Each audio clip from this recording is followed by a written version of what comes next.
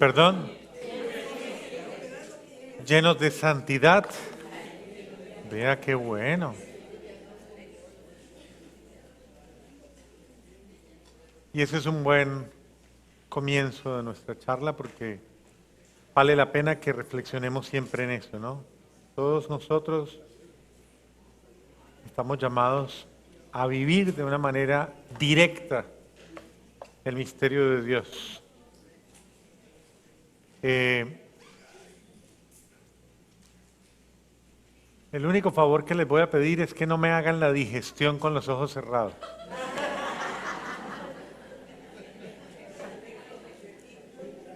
Siempre me dan esta hora a mí para todas las charlas, Dios mío, ¿qué era? A ver si despierto el dragón dormido. ¿Será? Sí, el poder de la meditación. Yo sé que están durmiendo, incluso hay unos que miran así, pero yo sé que están durmiendo. Son técnicas nada más que tienen.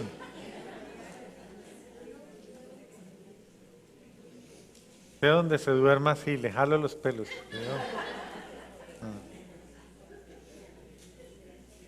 Y ese peinado tan chévere, eso no se puede dañar.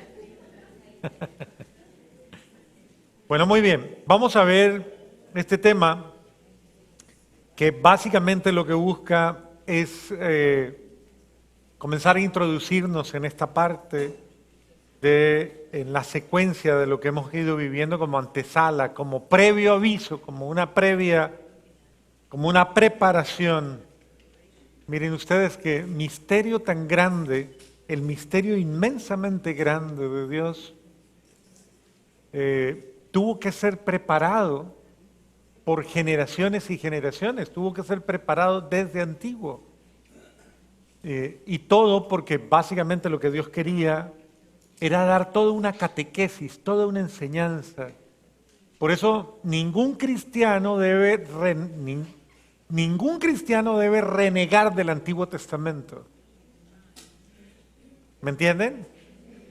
La Biblia católica está compuesta por dos partes. ¿Cuáles son? Muy bien. Por eso está claro, como lo dice un filósofo, que el que niega la historia, el que desconoce su historia, está condenado a repetir los mismos errores. ¿Está bien? Entonces, el ser humano es historicidad, es decir, va haciendo historia en el tiempo. Para Dios no existe el tiempo. Esto es importante que lo tengamos en cuenta. Dios, como lo dice el apóstol Pedro en su carta, para Dios un día son, ¿cómo? Y 1000 años, ¿cómo? Es decir, para Dios todo es un eterno presente. Ante Dios todo está en presente. ¿Lo entendemos? Pero Dios actúa en la historia del hombre, en la realidad del hombre, actúa precisamente respetando las condiciones humanas. Y estas condiciones humanas implica que nosotros sí estamos circunscritos a las leyes de el tiempo y el espacio, en cada una de las dimensiones en las cuales, como dice el apóstol, somos, nos movemos y existimos. Entonces nos movemos frente a una realidad que tenemos que percibir por aquellas facultades que Dios nos ha concedido para poderlas comprender. Porque si no sería absolutamente difícil acceder a un misterio tan grande, acceder a una verdad tan grande, a una realidad tan grande. El ser humano no puede acceder a ello porque es absolutamente impenetrable. Entonces, desde esa perspectiva, es importante comprender que hay, así como lo decía Santo Tomás de Aquino, hay diversas formas para llegar al conocimiento de Dios. Igual lo decía San Buenaventura, igual lo decía San Anselmo. Cada uno de ellos implementa una dinámica para el conocimiento de Dios, para llegar al conocimiento de Dios.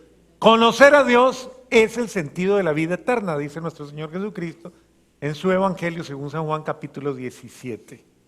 3. Precisamente, este es el secreto de la vida eterna, que te conozcan a ti, único Dios verdadero, y a tu enviado Jesucristo. En este sentido, solamente se accede al misterio de Dios, y la palabra y la Sagrada Escritura lo dirá, y lo dirá la iglesia, la doctrina de la iglesia y la teología. Solo existe una forma para conocer a Dios. ¿Y cuál es? Ustedes lo saben.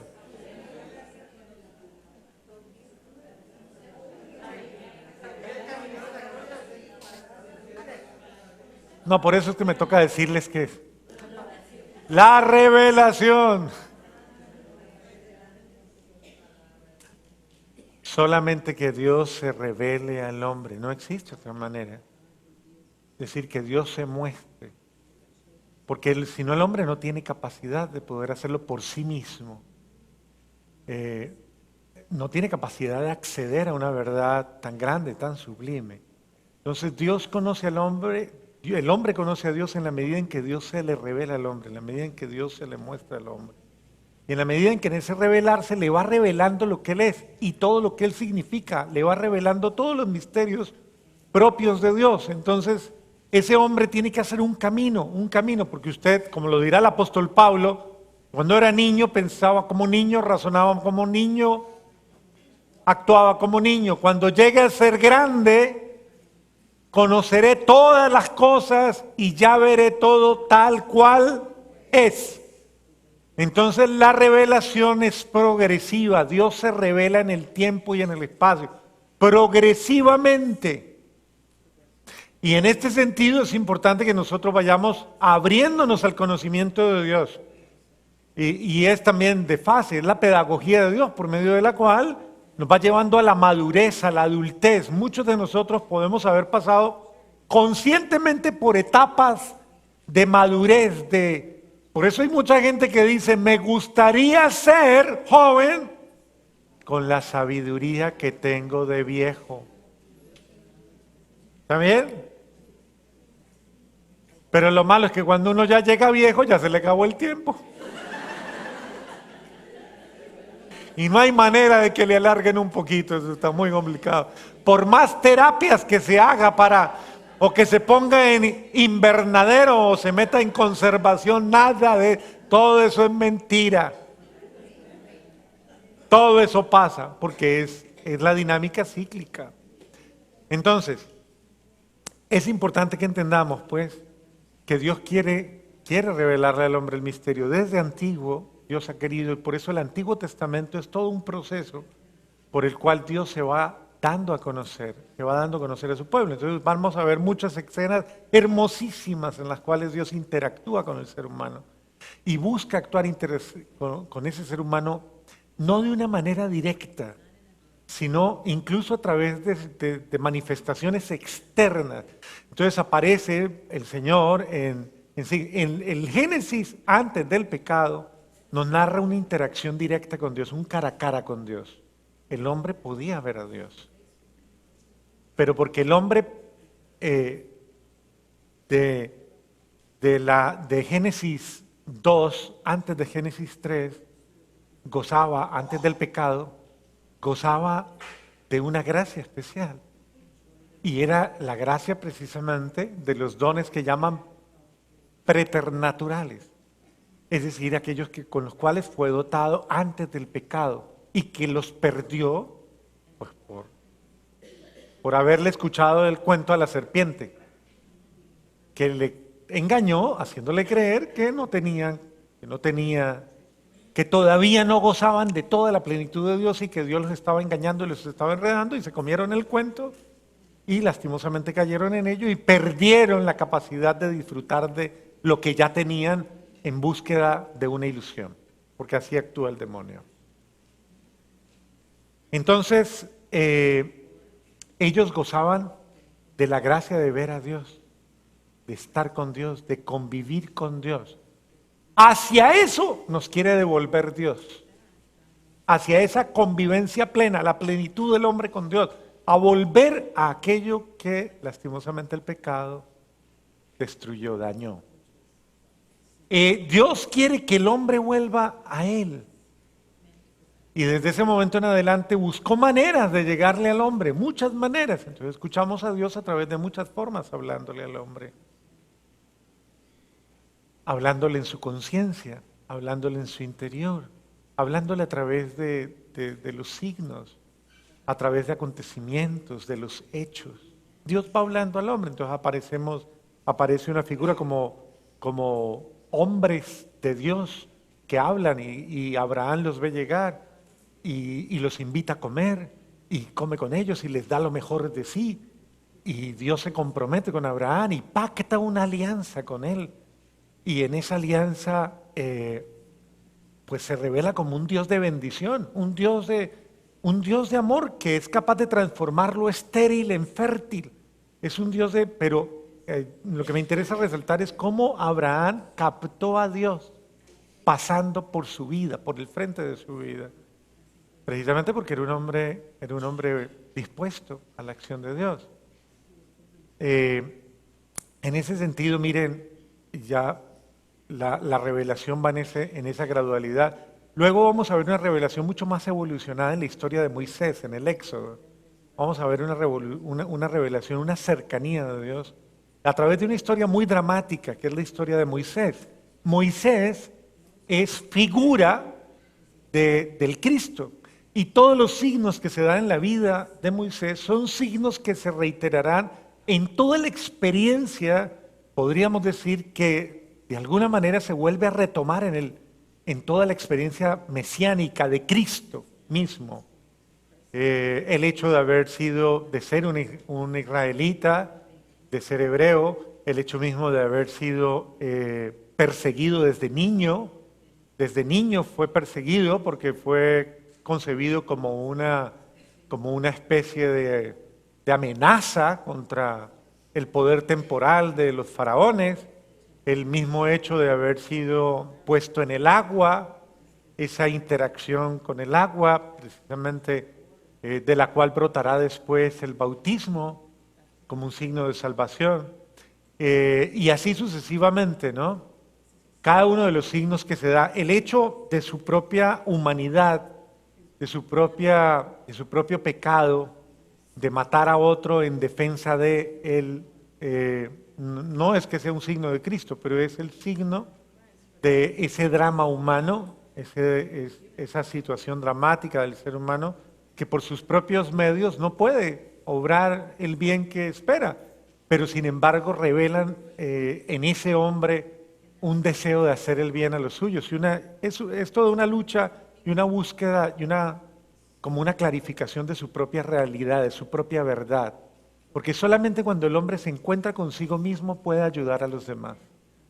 Y vemos a un Moisés viviendo una etapa de desierto, el personal, donde es expulsado y donde comienza a vivir una vida pastoril, una vida en la que aparentemente pasa el misterio de Dios sobre él, y sin embargo no es así, porque ya después lo vamos a ver, en una expresión bellísima que narra el Pentateuco cuando dice, y Moisés que estaba pastando las ovejas de su suegro Jetro, un día las llevó más allá.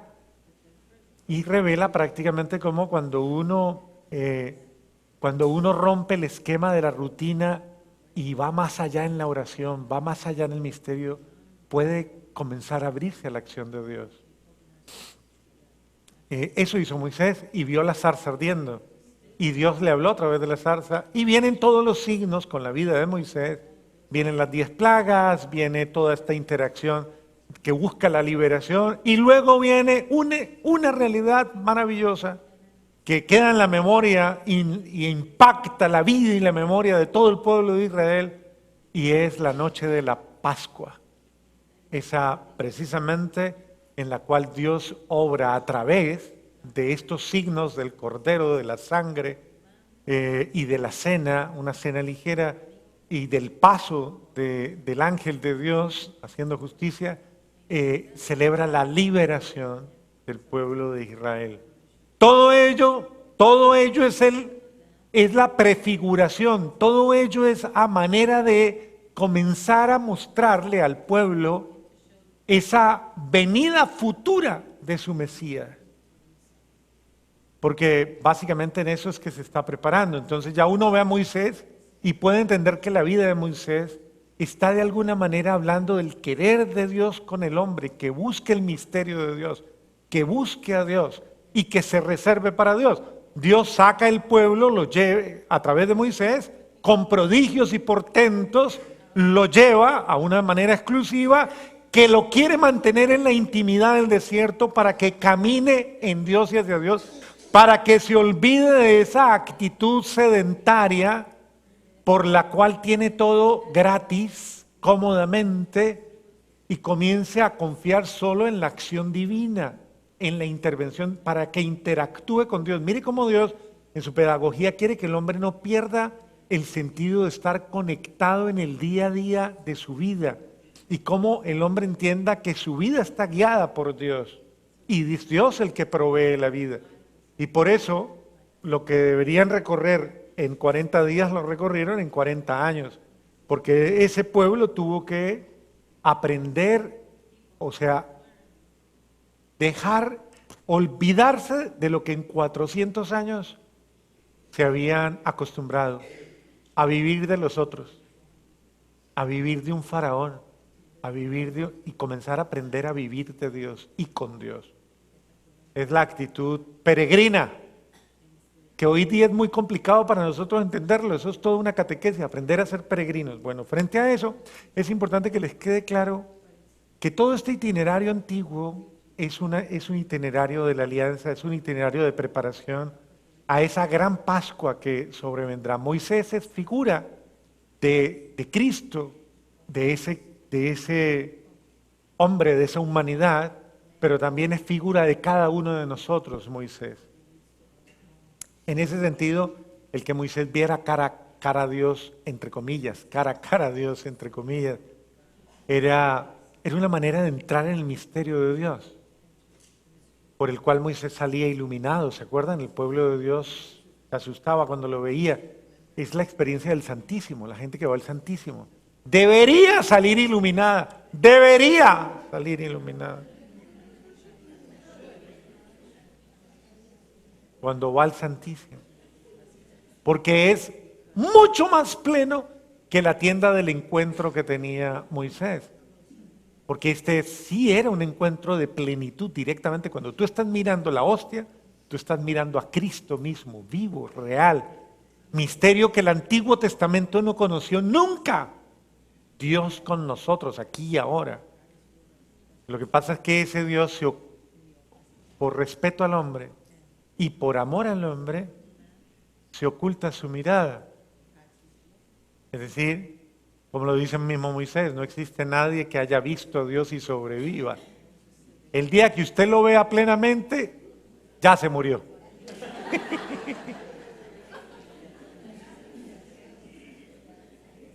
Entonces, cuando lo vea, no piense que está soñando, no, es que ya pasó al otro lado. Si partimos de que Dios es misterio y que en ese misterio el hombre debe aprender a conocerlo, acercarse a Dios, es importante. Dios quiere que ese hombre se relacione con Él a través de signos externos y a través de gestos externos, de manifestaciones externas. Y por eso fue preparando muchos signos del misterio del amor de Dios. Uno de ellos, el signo precisamente, el primero, el de la liberación, la gran liberación, la Pascua. El padre Iván les contó todo, el arco iris, el signo de la alianza, cada uno de esos signos, todo lo que les fue contando el padre Iván viene en toda esta dinámica. Pero también viene lo otro que también está conjunto en la experiencia, que es precisamente cómo la vida del ser humano debe tener una dimensión celebrativa. El diácono señalaba, antes de que empezáramos la charla, algo muy interesante a resaltar precisamente, y era esos sacrificios que Dios pedía, que precisamente son como esa especie como de reparaciones, actos reparatorios, por los cuales el hombre debe ofrecer a Dios un sacrificio en reparación de sus faltas, de sus pecados. Y regularmente se ofrecía en el sacrificio un cordero, una vaca, un animal, que debería tener unas características. Una paloma regularmente debería representar todo lo puro del ser humano para compensar lo impuro en lo que el ser humano habría caído, para ofrecerle a Dios un sacrificio grato. El profeta, el rey David nos escribe en uno de sus salmos, después de haber vivido el drama de su propio pecado personal, tal vez una de las expresiones más evolucionadas de este sentido penitencial del sacrificio. Cuando dice en el Miserere, o Salmo 50, que es el salmo penitencial por excelencia, ya no quieres sacrificios ni ofrenda, pero me has preparado. He aquí que yo me ofrezco, Señor, he aquí que yo soy. Yo ofrezco mi cuerpo, me has preparado un cuerpo, y Cristo lo repetirá después como signo de ese sacrificio. No te gustan los sacrificios ni holocaustos, Señor, sino que aquí que me has preparado un cuerpo. Entonces, el sentido llegará a esa plenitud de que llegará un momento en que Dios pide un sacrificio personal, más que un sacrificio de otros.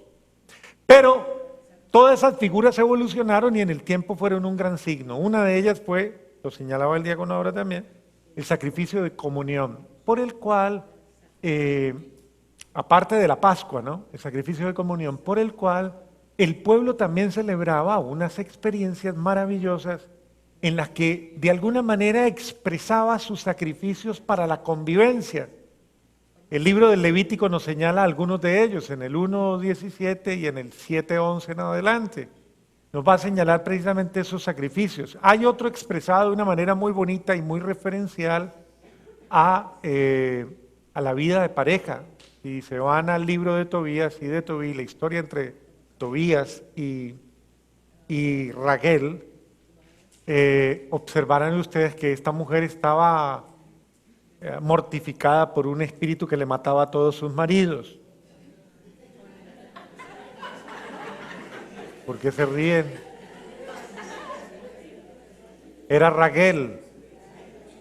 Y ese espíritu que le mataba a sus maridos la atormentaba. Entonces el arcángel San Gabriel, San Rafael, le revela en el camino, le revela a Tobí que si saca las vísceras de un pez y las quema en el momento previo a la consumación de su matrimonio y se pone en oración con su mujer, ese espíritu que les atormenta huirá.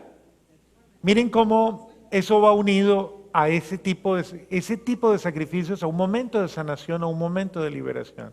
Pero había muchos otros sacrificios que se ofrecían y por los cuales se ofrecía a Dios en virtud de los pecados y luego se comían la carne. En otros la quemaban y la desechaban. Y en otros se la comían y entraban en una dimensión festiva, una dimensión celebrativa. Eso ya iba mostrando como el sentido de esa primicia en cual lo que se sacrificaba podía ser parte de la fiesta, de ese sentido celebrativo de alabanza y de oblación a Dios. Y de ahí fue evolucionando precisamente esa segunda parte de la misa, esa parte donde está la anáfora, precisamente que corresponde a ese elogio o a esa alabanza al Padre, por el cual Él le ha parecido bien ofrecer a su Hijo. Es la víctima propiciatoria por los pecados, es Cristo mismo. Sí, Padre, gracias. Y recuerde que lo hacemos y cerramos todo ese cántico maravilloso que comienza con: el Señor esté con ustedes. Levantemos el corazón. Lo tenemos levantado hacia el Señor. Toda esa parte de la plegaria eucarística en la cual uno eleva y es justo y necesario darte gracias a Dios por esto, por aquello, por Cristo, porque en Él, porque todo el misterio se resume en Él, en Cristo. Nos has dado esa oblación, esa gracia.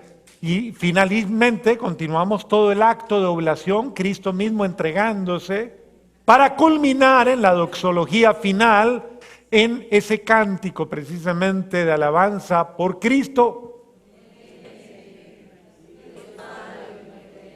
Todo honor y toda gloria por los siglos de los siglos, porque toda la Eucaristía es una acción al Padre Celestial en el Hijo, quien en el Hijo nos ha dado la salvación.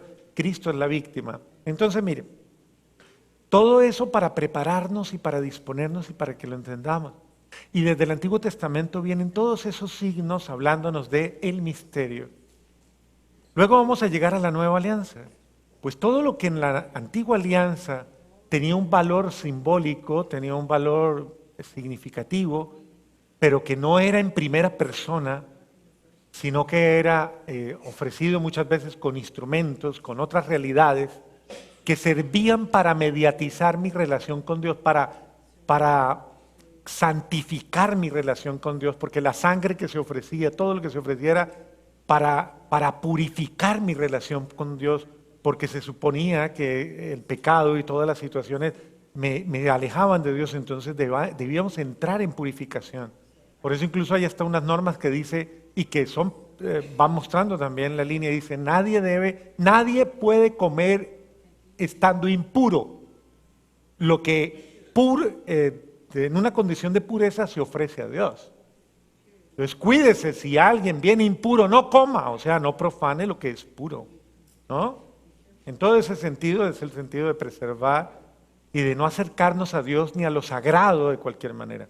De ahí viene el sentido de lo sagrado. Dios es absolutamente sagrado, es el misterio sacro, en ese sentido de santidad, de grandeza, por el cual nosotros nos acercamos es al santo de los santos, al santo, a Dios, al santísimo, a ese Dios inmensamente grande. No podemos acceder por medios humanos, es muy difícil para el hombre. Pero lo que Cristo hizo, todo lo que se dio en la vida de Cristo, se convierte en una expresión, casi podríamos decir, venga, para que ustedes lo entiendan, todo lo que era inaccesible en el Antiguo Testamento, todo lo que era imposible en el Antiguo Testamento, por eso es la grandeza del misterio de Cristo, se pudo realizar en la Santísima Virgen María. Podríamos decir que el primer sacramento se realizó en el vientre virginal que anunció Isaías. He ahí que una virgen concebirá y dará a luz un hijo, y él se llamará Dios con nosotros. Entonces, podríamos decir que la encarnación, como tal, es la síntesis de todo el misterio, absolutamente todo el misterio esperado y aún todavía no comprendido, de cómo toda la santidad de Dios pudo penetrar en las criaturas humanas. O sea, antes Dios se manifestaba a través de la zarza, a través de los truenos, a través de las nubes, a través de, dice el apóstol San Juan en el prólogo y en su carta, ahora se nos ha manifestado en su Hijo, en su querido Hijo, en la encarnación. Cristo es precisamente esa revelación del Padre.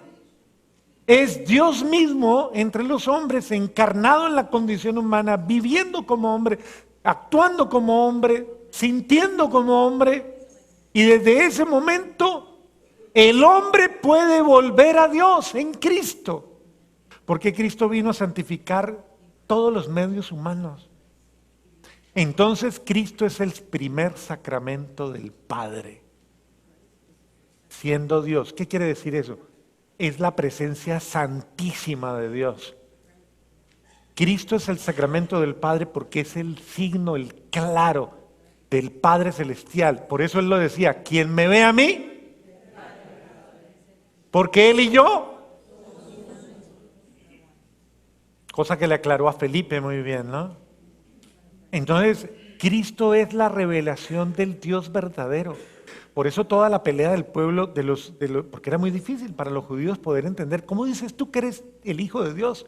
¿Cómo dices tú que eres Dios? ¿Cómo dices tú que Él y tú son uno? ¡Qué loco! O sea, eso no les cabía en la cabeza, por eso lo querían matar. Porque no podían entender que este hombre, igual que ellos, con la misma condición humana, fuera Dios. Y luego ahí les dice, y me van a tener que comer porque el que no coma mi carne y no beba mi sangre no va a tener vida. Más loco todavía, locos, decían, está loco, de remate. Entonces, para que ustedes observen cómo en Cristo comienzan a explicarse todo lo que en el Antiguo Testamento no tenía un sentido único. Jesucristo viene, es el único sacramento. El único sacramento de la iglesia se llama Cristo. Él es el signo visible del amor de Dios. La gran revelación de Dios es Cristo. Todo el misterio cristiano se sintetiza en Cristo. El Cordero es Cristo. La víctima es Cristo. La mediación es Cristo. Por eso dice sacerdote, víctima y altar. Todo en una sola realidad. Él mismo se ofrece, Él es el ofrecido, Él es la ofrenda. Es decir, todo el misterio cristiano se sintetiza en Cristo. Por eso nuestra Iglesia Católica es cristocéntrica. ¿Sí? Desde esa perspectiva, vamos al Padre a través de el Hijo. Cristo el Hijo encarnado, la visión de Dios. Entonces, miren, no se me duerman, ¿no? Yo sé que el Padre arrulla, entonces comienza. Tan bonito que habla el Padre.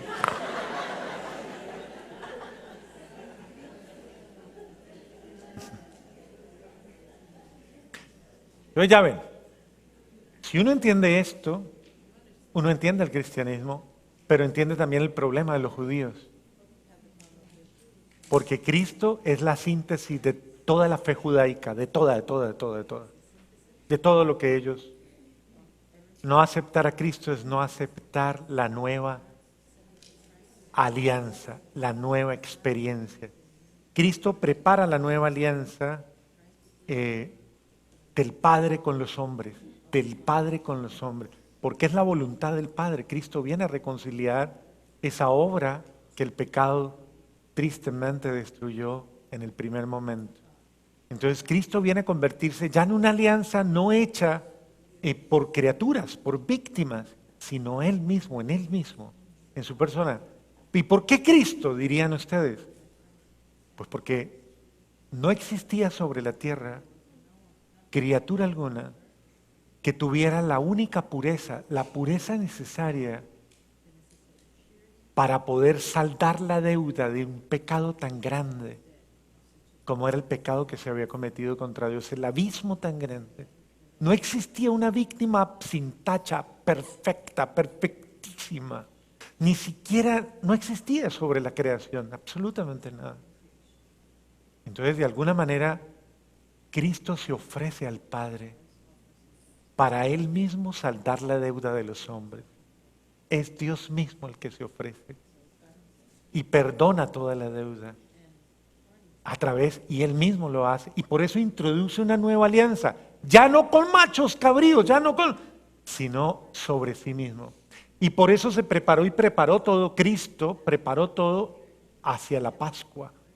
Y llevó todo y condujo todo hacia la Pascua, porque esta nueva Pascua era una Pascua definitiva y eterna, una Pascua de liberación y de sanación definitiva y eterna. ¿Cuánto tiempo me falta? No, diácono, usted dirá. 20 minutos me faltan. Entonces, es importante que entendamos esto, porque si comprendemos esto, vamos a comprender la grandeza de la Eucaristía. La Pascua de Cristo, la alianza de Cristo, que estaba en el propósito y en el misterio del Padre, vendría a convertirse en el único sacrificio real, en el único sacrificio que se prepararía Dios, con el cual saldaría absolutamente todo de una vez y para siempre. De una sola vez y para siempre. Es decir, ya en el mundo y en la historia no se volverían a realizar sacrificios aquí, allá, el otro, tratando de borrar. No. Un único sacrificio en la eternidad del tiempo. Un solo sacrificio único y no más. Él penetró en el santuario, dice, penetró en la humanidad y Él mismo se ofreció. ¿Y eso qué quiere decir? Que en Jesucristo Dios ha restaurado absolutamente todo. Entonces, cuando nosotros asistimos a una misa, cuando nosotros venimos a una misa, la gente dice, a veces no entiende y cree que hay varias misas, que son muchas misas. ¿Y por qué esta misa es diferente a la otra y esta es a la otra? Y no, la misa nunca es diferente. La misa es una y única misa, que en el tiempo humano se celebra en el día a día humano, pero que fue celebrada por Dios en un solo tiempo y en una única y definitiva realidad, en el Calvario, para siempre. ¿Qué pasa entonces con las misas que surgieron de esa misa, esa alianza? La alianza de Dios es de una vez y para siempre. Cada una de las misas que se realizan en la historia de los hombres en el tiempo no son nada más que la conmemoración.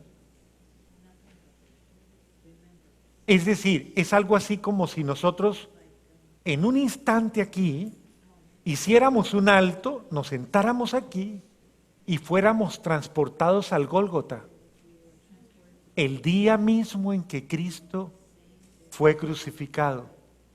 Es decir, cada misa revive el misterio, es un milagro por eso, revive el misterio de la alianza en la cual Cristo vuelve a ser ofrecido una sola vez y para siempre.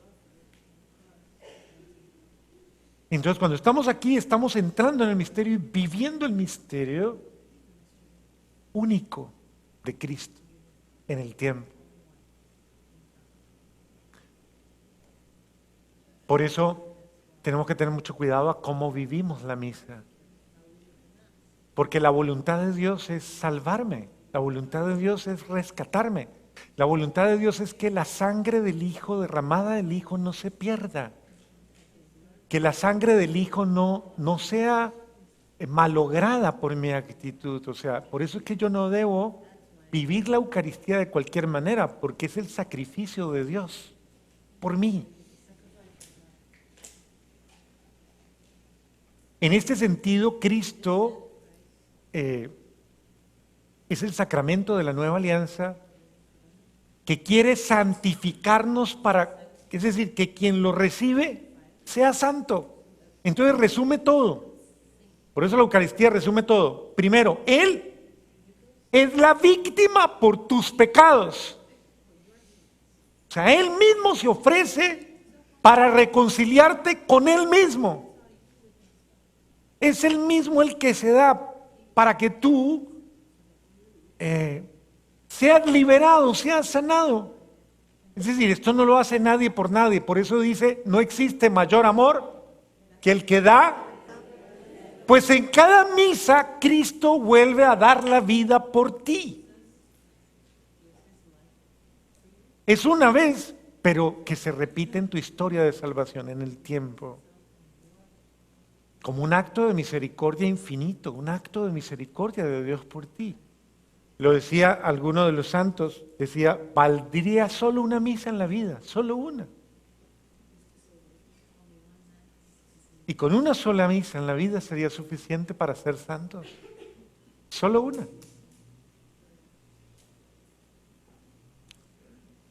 Pero debería ser así para que el misterio de Dios entrara en mí.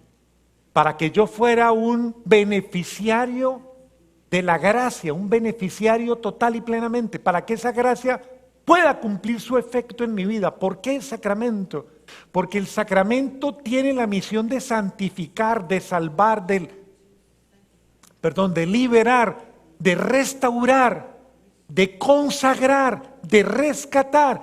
Es decir, cada vez que usted viene a una misa, Dios vuelve y hace todo lo necesario para atraerle a usted, para rescatarle a usted, para preservarle a usted, para cuidarle a usted de todo lo que le puede condenar de todo lo que le puede hacer que se pierda.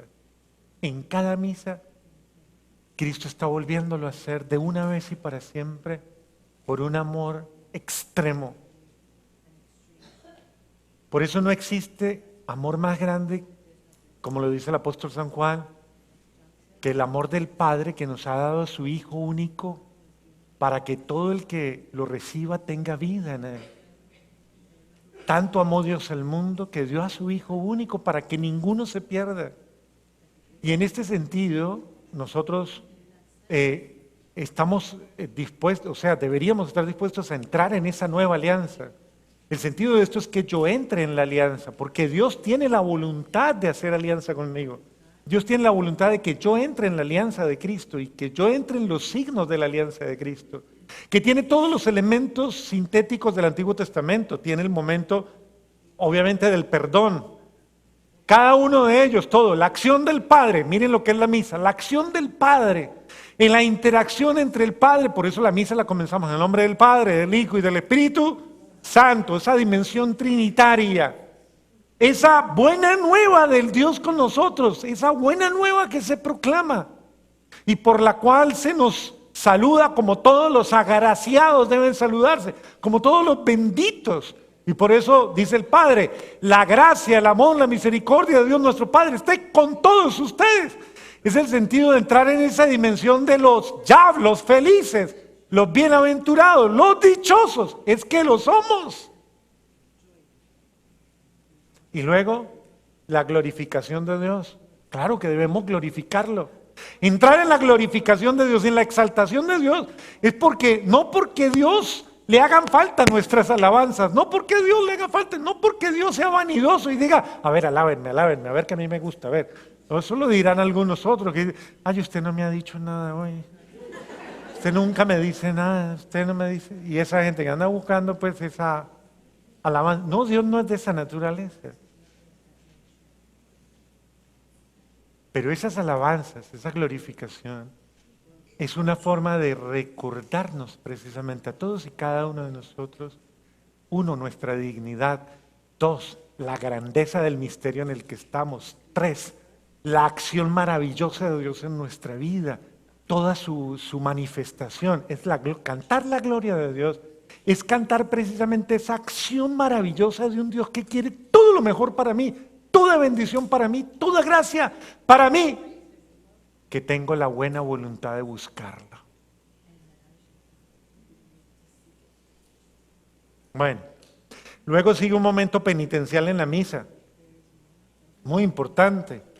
Ese momento penitencial evoca precisamente esa realidad humana del hombre que se reconoce en la humildad ante Dios, porque como dice el apóstol, todos han pecado. Todos, como dice el libro de Malaquías, no existe uno solo que no. Todos estamos bajo la mancha del pecado. Nadie. El único que nos justifica es Cristo. Cristo, solo el Cordero, solo Él es el único que nos justifica. O sea, en Él, absolutamente en Él. Él es la defensa nuestra. Se lo puedo decir de esta manera para que lo entienda y para que usted nunca se desespere y para que usted nunca se asuste aún en los momentos en los que crea que se va a condenar para siempre. Eso no existe. Si usted tiene la buena voluntad de poner por defensor a Cristo, porque Cristo es Dios hombre que le defiende de Dios juez. O sea, de Dios Padre o de Dios Juez. Entiéndalo de esta manera. Dios en Cristo lo defiende a usted de Dios.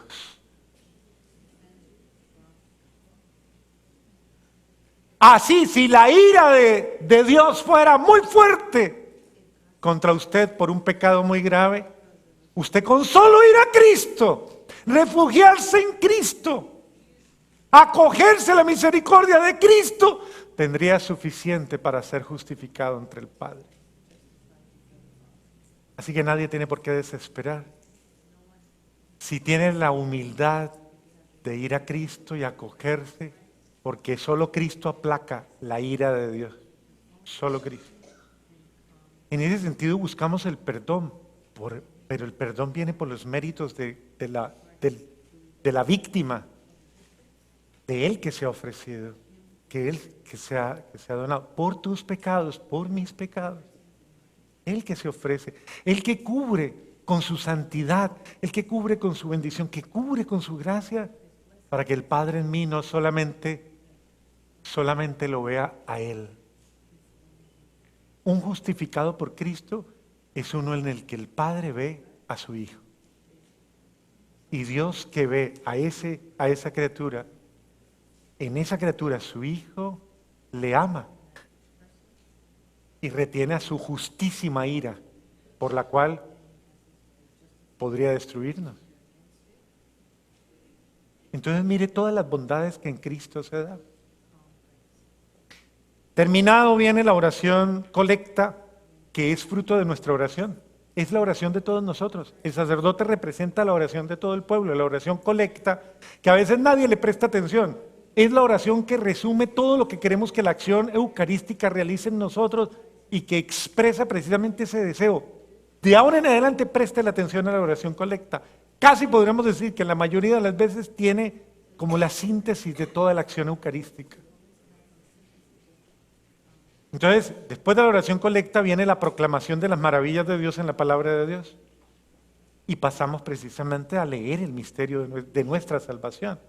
A leer, a hacer lectura de todas las obras de Dios en el Antiguo, en el Nuevo Testamento, mediatizadas por un salmo. ¿Por qué? Porque la acción eucarística también es alabanza, no solo es sacrificio, es alabanza, es gozo, es proclamación, es bendición. La acción eucarística es una fiesta en el amor de aquel que nos ha liberado. Es la fiesta de la Pascua por la cual Cristo cantó la noche de la cena. Cantó. Cristo no se entregó llorando, se entregó amando, bendiciendo. Lean Juan 17 y verá. Juan 17, la oración sacerdotal de Cristo en la última cena, expresa todo el amor de Él. Padre, no te pido solo por ellos. Glorifica a tu Hijo para que tu Hijo te glorifique a ti, Padre. Estaba a punto de ser inmolado. Glorifica a tu Hijo. Es decir, yo soy la hostia, yo soy la ofrenda. Cristo se entregó con alegría por amor a nosotros. Por eso dice, a mí nadie me quita la vida, yo mismo la doy. Y la doy con alegría. En ese sentido, Cristo es la víctima alegre, la víctima feliz. Es decir, Cristo ofrece un momento, el momento más íntimo en el cual nos entregamos los unos a los otros por amor. Nos amamos y nos entregamos los unos a los otros por amor. Cuando hay una cena, mire que usted puede representar esa acción eucarística en su casa, en su familia. Cuando hay una cena de su familia donde sus familiares todos ponen el empeño por entregarse mutuamente, por amarse profundamente, por darse un amor, esa expresión de una cena, de una celebración familiar, esa expresión de la Eucaristía. Además porque ustedes viven el sacerdocio de Cristo. Y eso, más que el alimento, más que lo que comió, pastica o pollito o pescadito, lo rico que hubiera sido, o bueno, usted come cosas más que...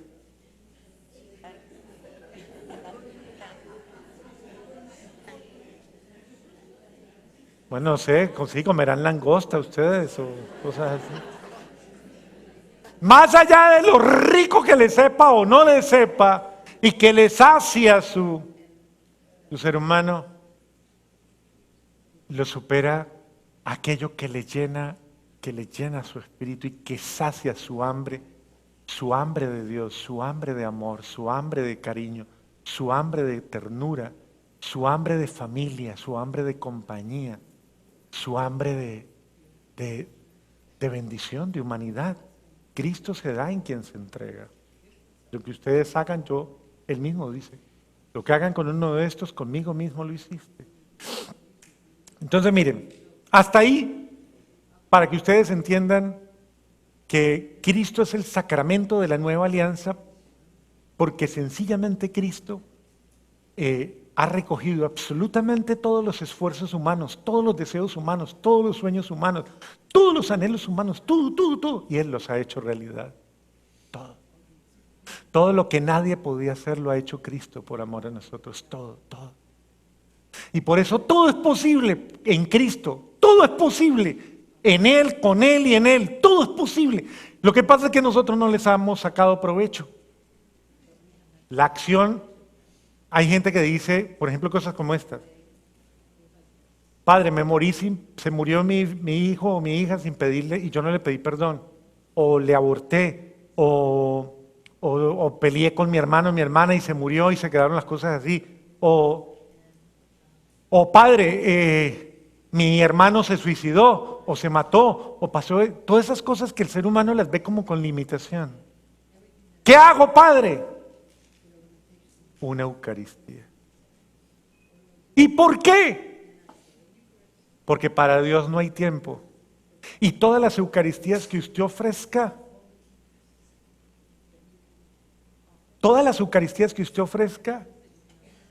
entre si su familiar, como le respondió un sacerdote a una señora, de un hijo que se había tirado de un puente al río y se mató. Y el sacerdote le dijo, señora, entre el puente y el río está el abismo de la infinita misericordia de Dios. Todo lo que usted ofrezca, ofrézcalo en virtud de Cristo y en el tiempo de Dios.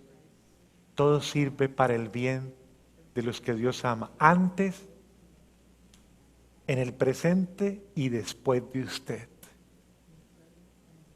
Porque la acción eucarística de Cristo no tiene tiempo, es para siempre.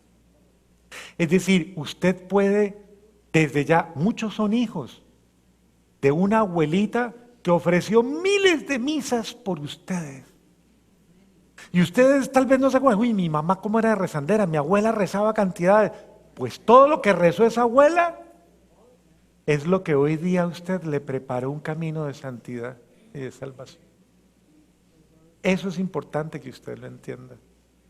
Así que no hay nada inútil en la gracia de Dios, no hay nada inútil, porque Cristo no es inútil. Y toda acción, la mayor oración, la mayor alabanza, el mayor acto, el mayor milagro que existe sobre la tierra es la Eucaristía. Y se da todos los días ante nuestros ojos, todos los días.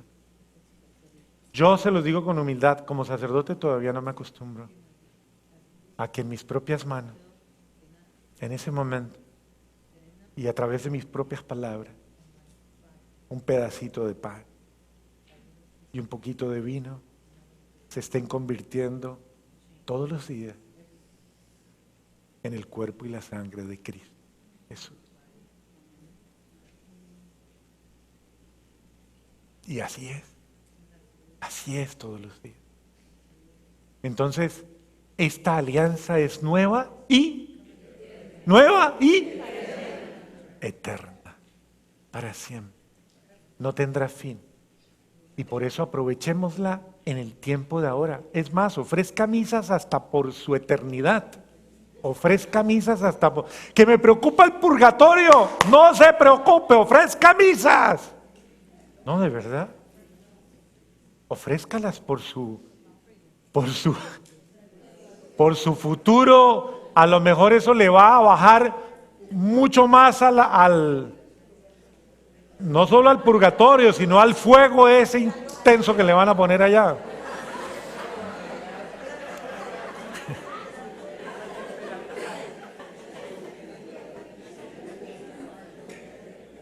Muy bien, entonces es importante que lo tengamos en cuenta.